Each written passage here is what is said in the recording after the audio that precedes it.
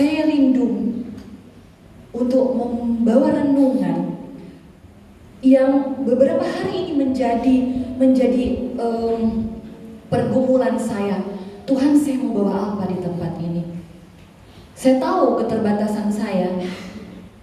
Untuk itu saya minta selalu dalam setiap pelayanan, saya selalu mengambil waktu dan kesempatan untuk bertanya kepada Tuhan, meluangkan waktu untuk mencari Tuhan, untuk mengerti isi hati Tuhan, bukan di waktu luang, tetapi meluangkan waktu. Itu beda.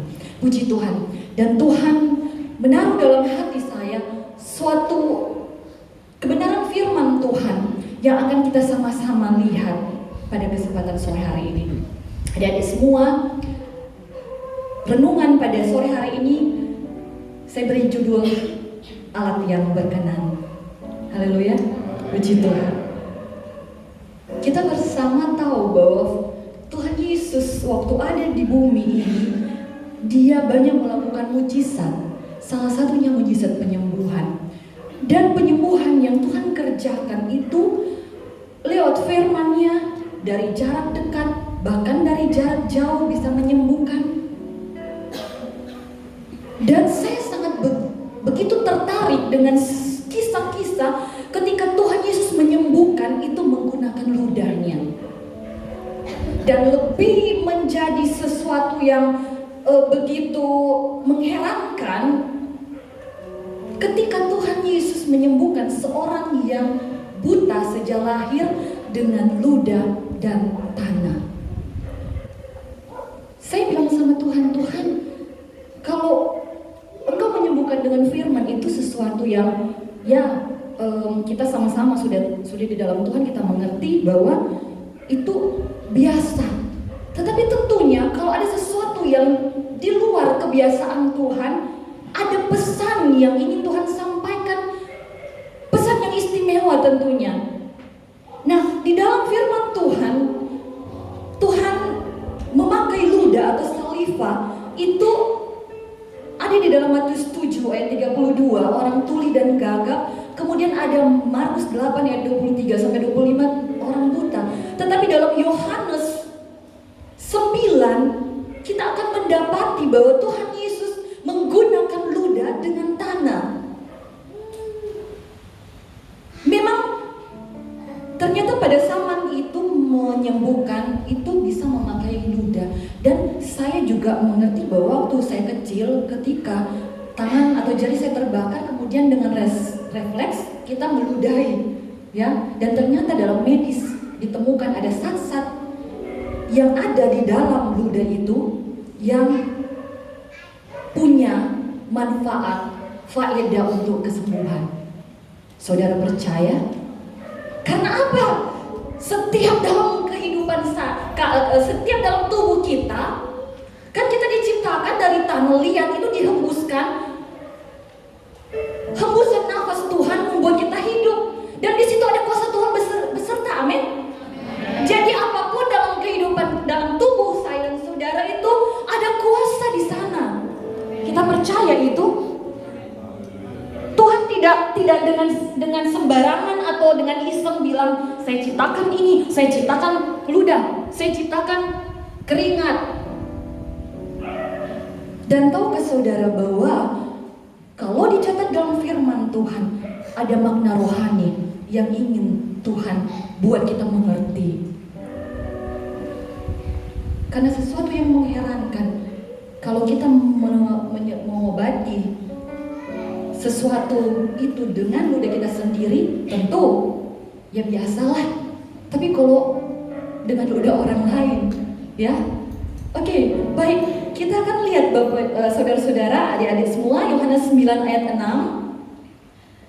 Setelah ia mengatakan semuanya itu, ia meludah ke tanah dan mengaduk ludahnya itu dengan tanah, lalu mengoleskannya pada mata orang buta tadi.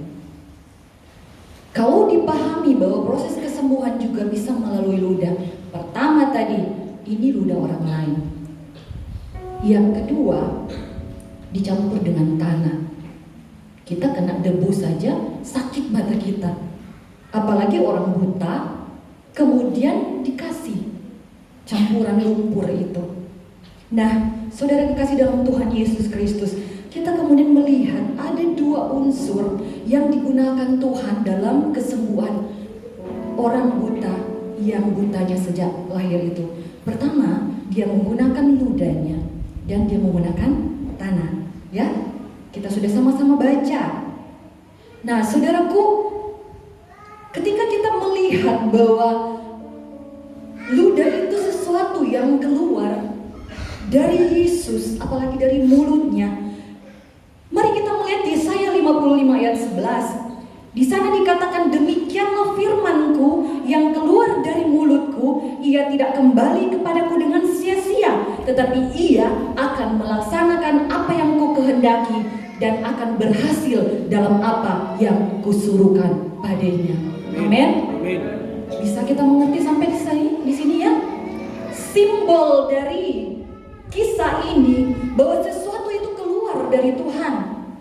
Mau keluar dari mana saja, kita saja diciptakan itu, saya sudah katakan tadi, ada medis di situ, menjadi pengobatan, apalagi keluar dari Tuhan Yesus. Nah, di situ dikatakan dia berhasil dengan dalam apa yang kusuruhkan kepadanya. Kita ingat ini ya. Kemudian yang kedua, tanah. Dalam penciptaan kita sama-sama mengerti bahwa Tuhan menciptakan saya dan saudara, menciptakan manusia itu dari debu tanah. Nah, ini menggambarkan sebuah simbol bahwa Tuhan ingin memakai saya dan saudara. Haleluya, puji Tuhan. Karena di Kejadian 2 ayat 7 dikatakan manusia itu tercipta dari debu tanah dan dihembuskan nafas hidup. Dan kemudian dalam ayat 10 ayat 9a, di sana yang berkata, ingatlah bahwa engkau yang membuat aku dari tanah liat. Nah, sekarang kita sudah lihat tadi unsur dari kesembuhan seorang buta yang sejak lahir itu, bahwa ada ludah Yesus dan ada tanah. Kita akan masuk pada tujuan dan sasaran Tuhan menggunakan lumpur, ludah dan tanah itu. Tentu Tuhan punya maksud. Amen. Tidak ada sesuatu yang dia kerjakan di dunia dan tidak ada tujuan dan sasaran. Tidak ada sesuatu yang dia kerjakan kemudian itu hanya sebuah hal yang biasa. Dia mengerjakan sesuatu itu dengan tujuan dan sasaran yang tepat. Mari kita lihat tujuan Tuhan akan kita dapatkan dalam Yohanes 9 ayat 3. Tapi dalam terjemahan bahasa Indonesia masa kini kita akan lihat dalam BIMK, jawab Yesus, dia buta bukan karena dosanya sendiri atau dosa orang tuanya, tetapi supaya orang bisa melihat kuasa Allah bekerja dalam diri orang buta itu. Haleluya. Supaya kuasa Tuhan dilihat oleh orang lain juga. Nah, dalam konteks ini Tuhan punya sasaran. Nah, sasarannya tadi adalah orang buta sejak lahir. Kalau kita melihat, kemudian kita mempelajari, kita belajar untuk mengerti tujuan Tuhan untuk membuat orang buta tadi melihat. Tujuan Tuhan untuk membuat orang buta melihat. Nah, di situ dikatakan dalam Yohanes 9 ayat 1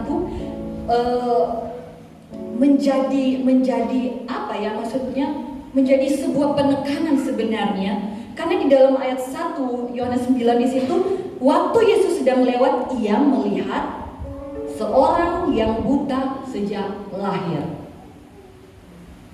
Ya, diawali dengan keterangan yang jelas. Orang buta itu buta sejak lahir. 2, ditegaskan dalam ayat 2. Murid-muridnya bertanya kepadanya, Rabi, siapakah yang berbuat dosa, orang ini sendiri atau orang tuanya, sehingga apa? Ia dilahirkan buta. 2 kali kata buta ini diulang. Pertama keluar dari ayat 1, dan firman Tuhan mencatat bahwa Yesus melihat bahwa apa yang dialami oleh Yesus, kenyataan yang Yesus lihat saat itu, dan apa yang keluar dari murid-muridnya sama. Nah, mengapa ayat ini harus menerangkan, bahkan diawali sampai 2 kali untuk menegaskan bahwa ada orang buta, dan orang buta itu sejak lahir. Siapa sebenarnya orang buta yang dimaksudkan dalam firman Tuhan ini? Kalau kita kemudian masuk dalam pengertian rohani, mari kita melihat buta sejak lahir itu artinya pertama belum pernah melihat. Kalau dalam rohani kita simpulkan apa? Belum tahu Tuhan. Jadi non-Kristen. Itu bicara tentang non-Kristen. Tetapi ada juga pengertian yang kedua, bahwa orang buta itu bicara tentang apa? Tentang orang Kristen yang sudah tahu tentang Tuhan tapi tidak melihat Tuhan. Artinya apa? Tidak mengalami perjumpaan dengan Tuhan secara pribadi, sehingga dia tetap buta. Orang bilang Kristen KTP. 2 bagian ini, telinganya sudah mendengar tentang Tuhan, tetapi matanya tidak melihat Tuhan. Itu orang Kristen yang Kristen KTP. Jadi pertama yang belum sama sekali melihat Tuhan, dan buta dalam pengertian bahwa tidak pernah mengalami perjumpaan, melihat sendiri Tuhan secara pribadi dalam kehidupan. Nah, kemudian kita melihat bahwa betul dalam firman Tuhan kemudian dikatakan dalam Yohanes 9 ayat 32, di dalam pembacaan selanjutnya sampai 33, ada argumen dengan orang-orang Farisi.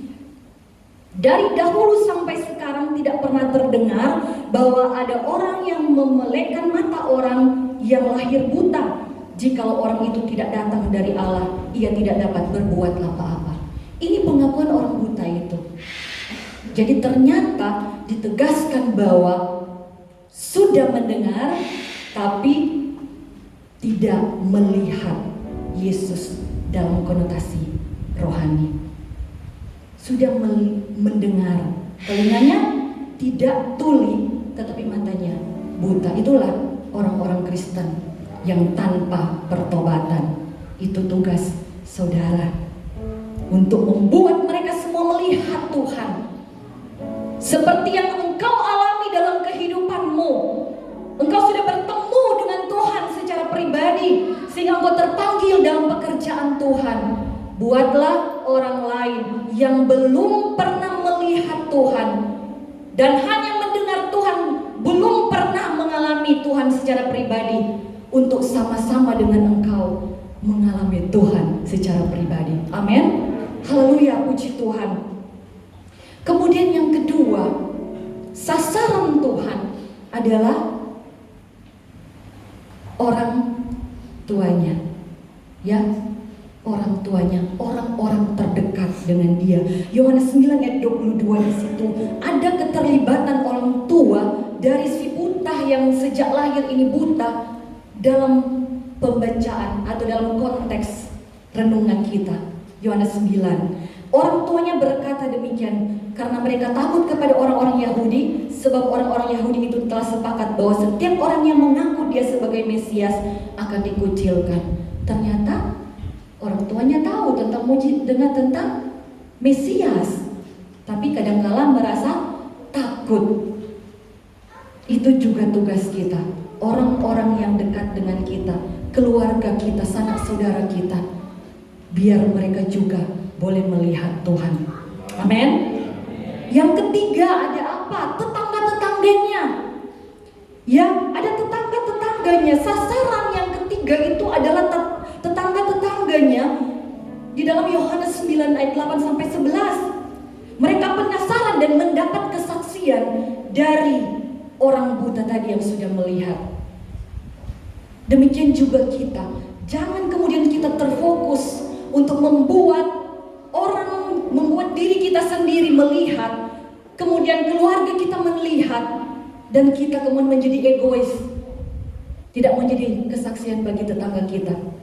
Ya, di mana engkau nanti diutus untuk melayani, di sekitar itu tetangga-tetanggamu, biar engkau menjadi berkat bagi mereka untuk melihat. Amin. Haleluya, puji Tuhan.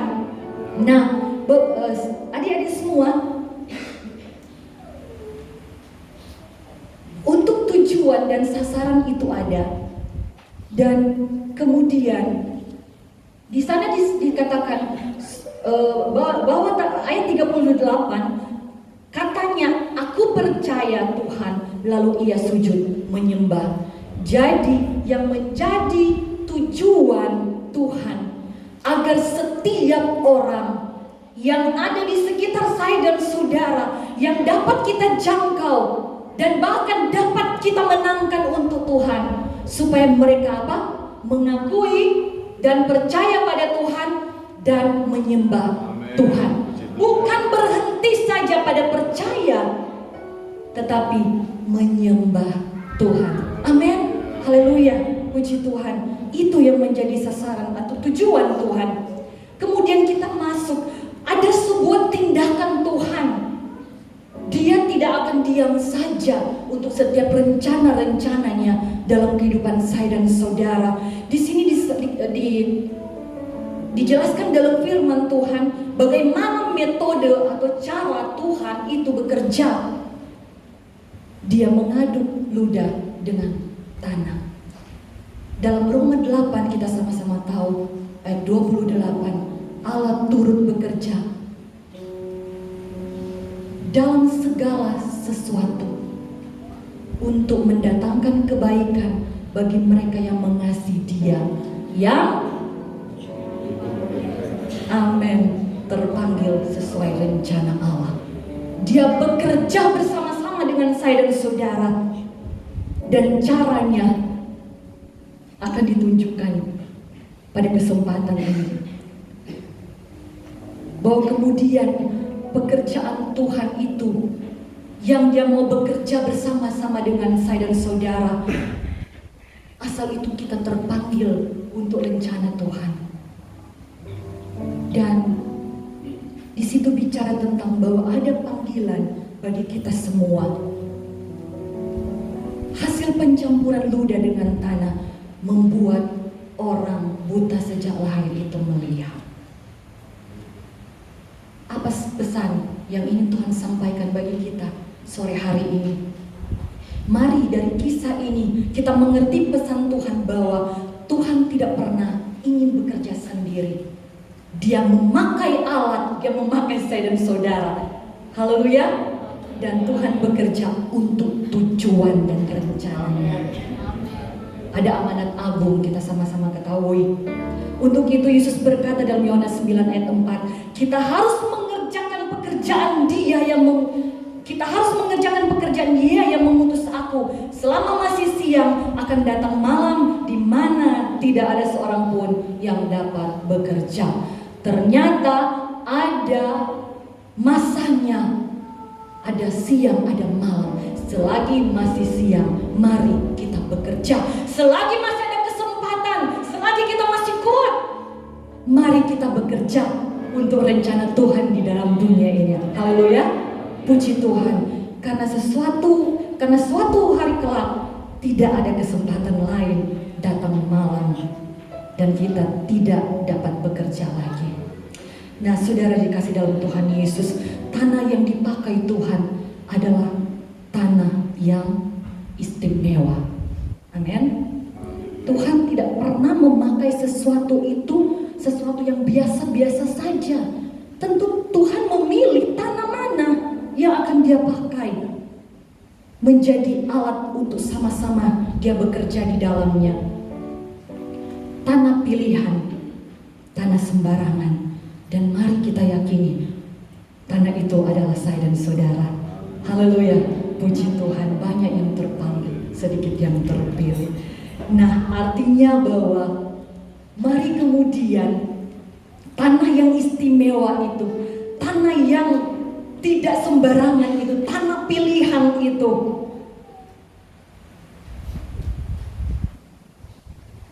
adalah tanah-tanah yang punya identitas, punya ciri-ciri. Ya, tentu berbeda, itu punya ciri-ciri, punya tanda yang akan dilihat oleh orang. Itu pertama apa? Mau diludahi. Amin. Siap untuk diludahi? Ketika kita bicara tentang ludah, itu bicara direndahkan, diremehkan, dihina. Siapkah saya dan saudara masuk dalam panggilan Tuhan, bekerja dengan Tuhan untuk kemuliaan nama Tuhan? Siapkah saya dan saudara diludahi? Tetapi saya mau ingatkan, firman Tuhan ingatkan bahwa ludah itu keluar dari Tuhan. Sesuatu yang menjadi tekanan dalam kehidupan saya dan saudara, sesuatu yang merendahkan kita, membuat kita menjadi hina seolah-olah dalam pandangan manusia, itu keluar dari mulut Tuhan. Artinya apa? Seizin Tuhan. Amin. Haleluya. Dia tidak keluar dari ludah orang lain, dia keluar dari mulutnya Tuhan. Kalau dari mulutnya Tuhan, ada pengendalian dari Tuhan. Dan dia tahu batas kemampuanmu. Sampai kapan engkau bertahan dihina dalam pelayanan? Sampai kapan engkau bertahan? Dan Tuhan bilang, Tuhan akan kasih kekuatan buat saya dan saudara. Di tengah hina, di tengah penderitaanmu. Nah, saudara, mau kasih dalam Tuhan Yesus Kristus. Kadangkala Tuhan memakai orang lain untuk menghina engkau. Tuhan memakai orang lain untuk merendahkan engkau. Tetapi kalau engkau hidup dalam kebenaran, kalau engkau hidup dalam jalurnya Tuhan, dalam jalannya Tuhan, dalam panggilan dan rencananya Tuhan, yakinlah Tuhan ada di sana untuk menolong engkau. Karena itu cuma utusan untuk melihat engkau dan menguatkan engkau yang diizinkan datang bagi saya dan saudara. Dan mari kita melihat Mazmur 51 ayat 19. Korban sembelihan kepada Allah ialah jiwa yang hancur, hati yang patah dan remuk tidak kau pandang hina, ya Allah. Kalau dari versi mudah dibaca lebih kena lagi. Kurban yang diinginkan Allah ialah hati yang rendah. Ya Allah, engkau tidak akan menolak orang yang datang dengan rendah hati dan siap untuk menaatimu. Luar biasa. Ternyata maksud Tuhan itu supaya kita rendah hati. Apapun yang diizinkan Tuhan datang dalam kehidupan saya dan saudara selama panggilannya bagi kita, Dia mau kita untuk rendah hati. Artinya apa? Selalu berserah kepada kekuatan Tuhan. Amin. Haleluya. Puji Tuhan. Kita harus siap berkorban. Berkorban perasaan misalnya. Karena dihina itu tidak enak. Dihina itu sakit. Yang kedua, dalam proses mengaduk itu, ada kata diaduk. Artinya bahwa dalam Yeremia 18 ayat 4 sampai 6 dikatakan di sana, apabila bejana yang sedang dibuatnya dari tanah liat itu di tangannya itu rusak, maka tukang periuk itu mengerjakan kembali menjadi bejana lain menurut apa yang baik pada pemandangannya.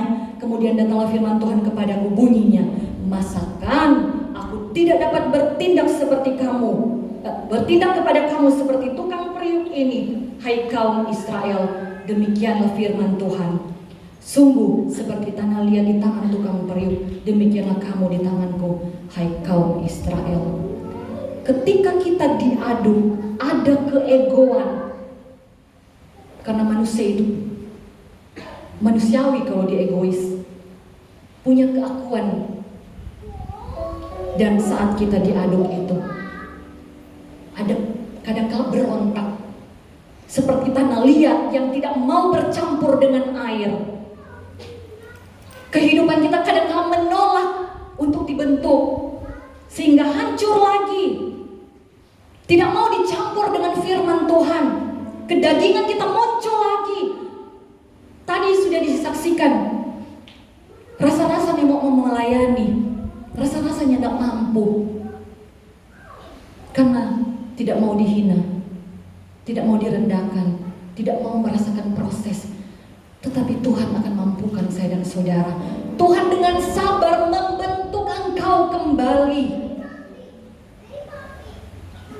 Tuhan tidak pernah putus asa dalam kehidupan saya dan saudara. Bila suatu ketika engkau kemudian merasa engkau tidak mampu untuk bertahan dalam pekerjaan Tuhan, dalam panggilan, mari tetap berserah. Minta kekuatan dari Tuhan. Dengan percaya dan imani bahwa Tuhan tidak akan biarkan engkau sendiri. Sekali-kali aku tidak akan meninggalkan engkau. Sekali-kali aku tidak akan membiarkan engkau. Engkau dalam rencana Tuhan. Amin. Mari mau diaduk. Mari mau diaduk. Puji Tuhan. Saudaraku kasih dalam Tuhan Yesus Kristus. Proses itu sakit. Proses itu tidak menyenangkan. Tetapi yang Tuhan inginkan dari semua itu, Tuhan inginkan dari engkau yang terpanggil dalam pekerjaan Tuhan, engkau mau untuk diludahi, engkau mau untuk diaduk, sehingga menghasilkan hati hamba. Amin. Haleluya. Puji Tuhan. Saudaraku kasih dalam Tuhan Yesus Kristus, firman Tuhan dalam Yohanes mengingatkan dalam Yohanes 6 ayat 63 sebuah teguran bagi saya dan saudara. Karena kenyataannya sekarang sebaliknya tanah itu menjadi begitu congkaknya, menjadi sombongnya, menjadi angkuhnya. Ketika ada seorang yang kemudian melihat, karena ada peran kita, akhirnya kita lupa. Kita menganggap bahwa itu karena tanah, kita menyepelekan ludah Yesus. Ya, ada hamba-hamba Tuhan yang seperti itu. Menjadi hamba Tuhan yang dipakai Tuhan, kemudian merasa bahwa itu hasil kerja saya. Yohanes 6 ayat 63 di sana dijelaskan bahwa rohlah yang memberi hidup, daging sama sekali tidak berguna. Perkataan-perkataan yang kukatakan kepadamu adalah roh dan hidup. Ingat, ketika engkau terjun dalam pelayanan dan engkau berhasil, jangan lupakan engkau cuma tanah. Dan ingat, ludah Yesus yang memberi engkau kuasa, bukan kemampuanmu. Ya, banyak hamba Tuhan sekarang yang merasa dirinya yang paling pintar, dirinya paling berperan. Ya, ingat, engkau cuma tanah. Saudara yang kasih dalam Tuhan Yesus Kristus, bahkan Rasul Paulus dalam 1 Korintus 4 ayat 7 mengingatkan saya dan saudara. Di sana dikatakan, sebab siapakah yang menganggap engkau begitu penting? Dan apakah yang engkau punyai yang tidak engkau terima? Dan jika engkau memang menerimanya, mengapa engkau memegahkan diri seolah-olah engkau tidak menerimanya? Semua hanya kasih karunia. Haleluya. Puji Tuhan, cuma kepercayaan Tuhan. Nah, jangan sekali-kali kita menjadi alat Tuhan, menjadi gembala, menjadi penginjil nanti selesai dari sekolah ini, atau siapapun yang kemudian merasa paling berjasa atas sesuatu dalam pekerjaan Tuhan, misalnya pertobatan orang lain, misalnya kesembuhan, jangan kita merasa bahwa kita yang paling berjasa. Kita cuma alat Tuhan. 1 Petrus 5 ayat 6 memberi teladan bagi saya dan saudara. Karena itu rendahkanlah dirimu di bawah tangan Tuhan yang kuat. Supaya apa? Supaya kamu ditinggikannya pada waktunya. Ada waktu Tuhan. Dalam setiap proses Tuhan itu ada time limitnya. Kalau engkau berhasil, Tuhan muliakan engkau dan untuk kemuliaan nama Tuhan. Amin. Haleluya, puji Tuhan. Dan ingat, tanpa engkau yang pasti akan Tuhan laksanakan setiap rencananya.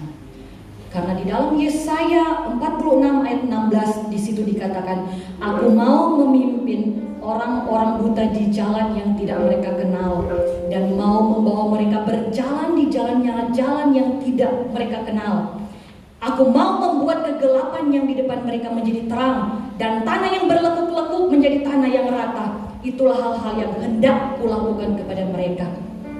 Tuhan punya misi bagi orang buta, dan Tuhan menyediakan jalan juga bagi mereka.